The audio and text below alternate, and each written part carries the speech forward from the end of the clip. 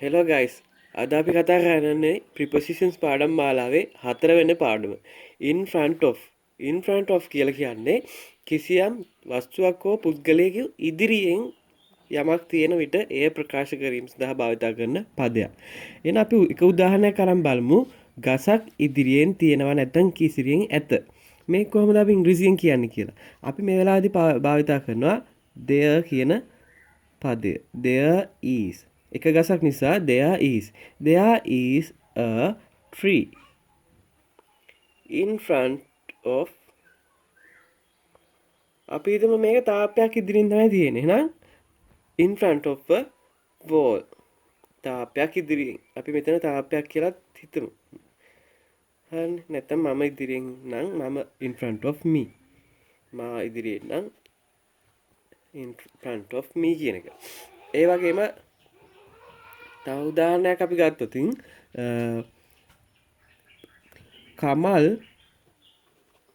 නිමල්ට ඉදිරිපසින් සිටිනවා. මේ කොහොමද අපි කතා කියන්නේ? කමල් ඉන්නවා මෙහෙම. එහෙනම් කමල් ඉදිරියෙන් තමයි නිමල් ඉන්නේ. එහෙනම් Kamal is in front of Nimal. කමල්ට ඉදිරියෙන් නිමල් සිටිනවා. ඒ වගේ අපි කියමු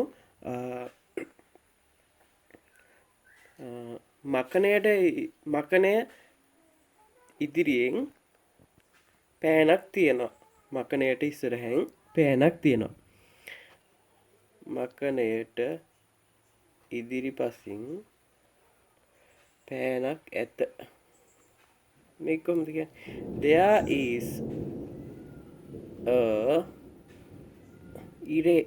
a දාන්නේ. මෙන්න මෙතනදී පොඩි ප්‍රශ්නයක් තියෙනවා. දැන් අපි vowel sound එකක් එනකොට එක බවක් හඳුන්වීමේදී සහ n කියන පදේ භාවිත කරනවා.